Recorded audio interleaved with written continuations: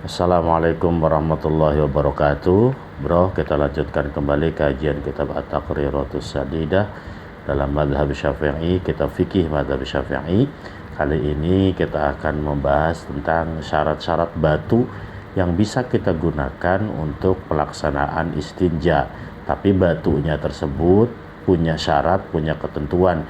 Jika kita istinjanya hanya menggunakan batu, tidak ditambah dilanjutkan menggunakan air. Kalau dilanjutkan menggunakan air maka tidak ada syarat batunya.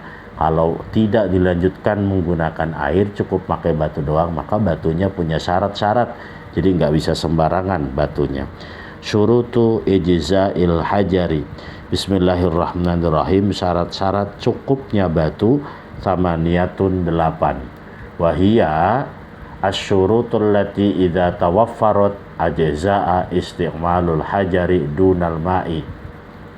Itu pun syarat-syarat yang menjadi cukup penggunaan batu tanpa menggunakan air.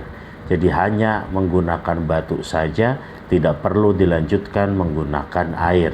Maka syarat batunya ada 8. Yang pertama, ayyakuna bithalathati ahjarin. Batu tersebut menggunakan 3 batu, atau istinja tersebut menggunakan 3 batu. Tidak boleh menggunakan 1 batu. Ai salati mashatin. Maksudnya adalah 3 kali usapan batu.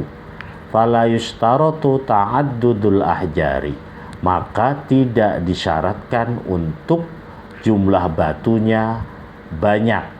Wa takfi hajaratun wahidatun, akan tetapi cukup batunya 1 bi atrofiha ats-tsalatsatu. Cukup batunya hanya 1 tapi bi atrofiha ats-tsalatsati. Ujung-ujungnya ada 3. Nah, ujung batunya ada 3. Jadi tidak perlu batunya harus jumlahnya 3, nggak apa-apa. Yang penting hanya 1 batu, misal, tapi ujung batunya ada 3. Kayak contohnya batu bata, batu batako, itu kan ujungnya ada 4. Berarti boleh menggunakan 1 batu karena ujungnya sudah ada 3. Kalau batako ada 4. Nah, kalau batunya tidak punya ujung, kira-kira tidak punya ujung lah, batunya terlalu kecil, maka batunya harus menggunakan 3 batu. Tapi kalau batunya lumayan besar yang mempunyai ujung, maka batunya cukup 1 tapi ujungnya ada 3. Nah, setelah penggunaan itu, maka kita diwajibkan untuk melanjutkan istinjanya, ceboknya menggunakan air. Yang kedua, ayyun qiyal mahalla atau ayyun qiyal mahallu. Bersihnya tempat. Nah, maksudnya bersihnya tempat itu adalah tempat keluarnya istinja itu bersih. Ayyun qiyal mahalla, batu tersebut membersihkan tempatnya. Ai as-safhata, maksudnya bundelannya, tempat keluar kotoran kita.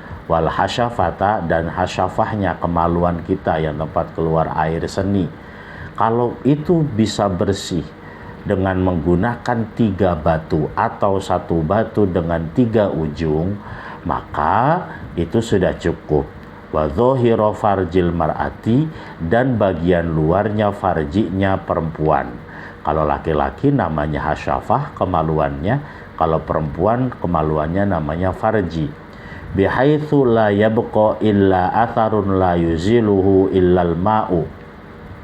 Kira-kira sudah tidak ada bekas, yang bekas tersebut tidak bisa dihilangkan kecuali menggunakan air. Nah, maka fala budda min fi'li amroini. Maka mau tidak mau harus melakukan 2 hal, yaitu membersihkan dan wa ayyakuna bi thalathi mashatin, melakukan pembersihan menggunakan 3 kali usapan. Ya, jadi syarat menggunakan batu itu harus hilang sisa kotorannya. Harus hilang sisa kotorannya.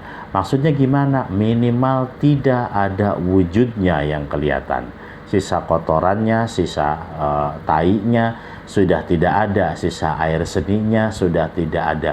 Nah, kalau baunya atau sisa-sisa sedikit yang tidak kelihatan sama mata, yang hanya bisa dihilangkan menggunakan air saja, maka itu sudah tidak menjadi apa-apa. Nah, saya ulangi lagi, syarat yang kedua harus membersihkan tempat keluar kotorannya, sekalipun tidak bersih secara 100%. Karena kalau mau 100% harus menggunakan air. Akan tetapi cukup menggunakan 3 batu atau 1 batu dengan punya ujung 3, itu sudah cukup kalau sisa-sisa kotorannya atau kalau kotorannya sudah hilang di tempat keluar kotoran tersebut. Kalaupun masih ada baunya, itu tidak apa-apa. Ya, itu kita bisa anggap suci yang dima'fu walaupun masih ada baunya. Terus pakai air atau tidak, maka tidak perlu menggunakan air jika najisnya memang sudah tidak terlihat. Nih, la yabqa illa atharun la yuziluhu illal ma'u. Sudah tidak ada sisanya kecuali sisa-sisa sedikit yang tidak bisa dihilangkan kecuali menggunakan air. Ya, itu ya. Jadi itu syarat yang kedua. Lantas ada keterangan berikutnya, yaitu falau masaha thalathan walam yuhsilil inqa'u fatajibud ziyadatu hatta yahsulu. Orang sudah mengusap kotoran tersebut sebanyak 3 kali tapi tidak bersih. Fatajibud ziyadatu hatta yahsula. Maka dia wajib menambahi usapan atau membersihkan kotoran tersebut sampai kemudian berhasil membersihkan kotorannya. Walau naqiyal mahallu bimashatin aw mashataini wajaba ziyadatu thalathati. Dan kalau sudah bersih tempat keluar kotorannya tersebut dengan 1 usapan atau 2 kali usapan, maka dia wajib menambahkan usapan yang ketiga. Nah, maksudnya keterangan ini adalah kalau ada seseorang sudah mengusap 3 kali dalam proses istinja menggunakan batu, akan tetapi ngusap 3 kali menggunakan batu tersebut ternyata belum membersihkan kotoran yang ada, maka dia wajib menambahkan usapannya supaya kotorannya hilang. Ini sampai koma di sini keterangannya begitu. Jadi kalau dia sudah 3 kali, akan tetapi 3 kali usapan menggunakan batu tersebut tidak menghilangkan kotoran, maka dia harus menambahkan sampai kemudian kotoran itu tidak ada. Kalau baunya nggak jadi masalah ya, karena kalau bau mah itu hanya bisa dihilangkan menggunakan air. Nah, keterangan berikutnya, ada seseorang yang ngusap cuman sekali ataupun 2 kali usapan tapi sudah suci, tapi sudah bersih, kotorannya sudah nggak ada.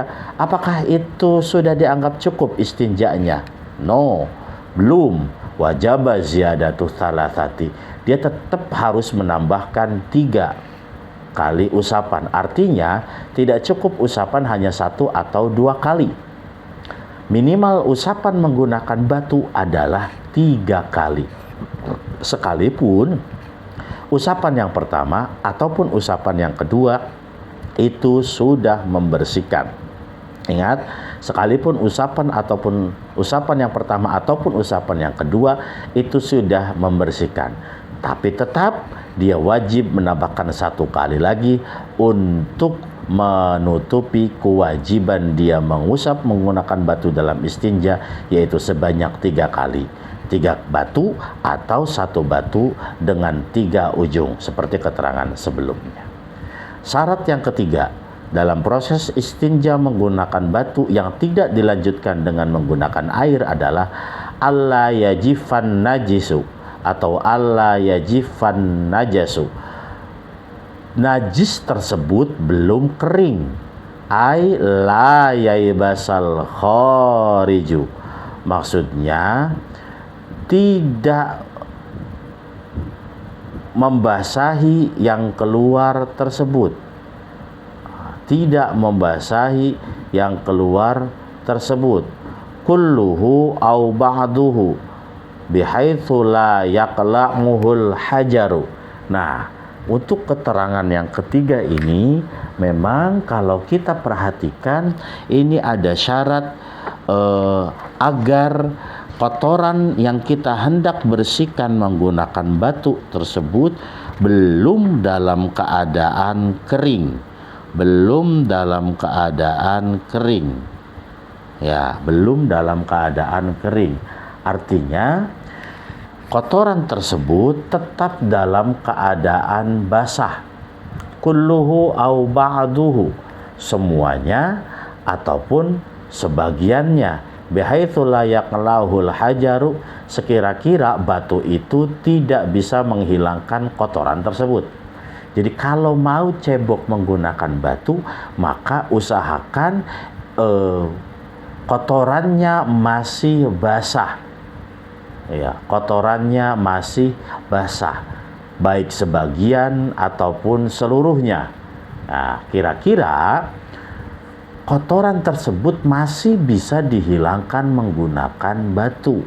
Kalau kotoran tersebut sudah tidak bisa dihilangkan menggunakan batu, kotorannya sudah terlanjur kering, maka tidak kita diperkenankan lagi untuk cebok menggunakan batu. Artinya harus dilanjutkan menggunakan air. Harus dilanjutkan menggunakan air, ya. Ingat ya. Jadi syarat yang ketiga dalam cebok menggunakan batu itu kotorannya tidak boleh kering. Harus masih tetap dalam keadaan basah. Karena kalau sudah kering itu akan sulit dibersihkan menggunakan batu. Itu mau tidak mau harus menggunakan air. Kita baca syarat yang keempat. Allah yantaqila ay la yantaqila anil mahallil ladzi asabahu indal khuruji wastaqarra fihi. Maksudnya najisnya itu tidak berpindah dari tempat yang terkena najis tersebut saat najis itu keluar. Ya, ingat kotorannya atau najisnya itu tidak berpindah dari tempat keluarnya, kemudian terkena bagian tubuh kita di pantat tersebut, tidak berpindah ke tempat yang lain. Misal, ini adalah lubang tempat keluar kotoran. Ya, ini adalah lubang tempat keluar kotoran. Nih, ini adalah lubang tempat keluar kotoran. Kemudian ketika kotoran itu keluar, kotoran itu melewati bagian bawah nih, melewati ini. Ya, misal ini tempat keluar kotoran. Nah, ini kotoran tersebut kita keluar ini melewati bagian sini. Maka tempat keluar kotoran yang melewati bagian sini ini adalah bagian awal. Nah, ketika kita cebok menggunakan batu tersebut, itu kotorannya atau sisa kotorannya itu masih ada di sini dan masih ada di sini, maka kita diperkenankan untuk cebok menggunakan batu. Beda hukumnya kalau ini tempat keluar kotoran dan ini kotoran tersebut ketika keluar melewati ini, dan saat cebok ternyata kotoran yang tadi jadi sini ini berjalan karena berbentuk cairan, berjalan kemudian melewati bagian yang lain. Nah, misalnya ada di sini nih. Misalnya ada di sini kotorannya. Maka kotoran yang sudah berpindah di sini ini sudah tidak bisa kita bersihkan menggunakan batu. Membersihkannya harus menggunakan air. Karena apa? Karena sudah berpindah dari bagian sini, pindahnya ke sini. Paham ya? Jadi ini tempat keluar kotoran, kemudian kotoran ketika keluar jatuh ke bumi itu menempel ke sini, melewati ini masih dua bagian yang boleh istinja menggunakan batu. Tapi kalau kemudian sudah berpindah yang dari sini ke sini, maka itu sudah tidak lagi diperkenankan menggunakan batu. Ya, barangkali kira-kira sudah dipaham untuk untuk syarat penggunaan batu yang keempat. Nah, jadi itu dari tempat keluar, kemudian dari tempat keluar tersebut sempat nempel atau melewati bagian sini, itu masih bisa digunakan menggunakan batu dalam istinjanya. Akan tetapi kalau yang dari sini pindah ke sini, itu berarti yang di sini sudah tidak bisa menggunakan batu karena sudah bukan tempatnya. Kita ulangi lagi, yang pertama syarat penggunaan batu itu harus menggunakan 3 batu jika 3 batu tersebut kecil, atau 1 batu tapi batunya tersebut punya 3 ujung.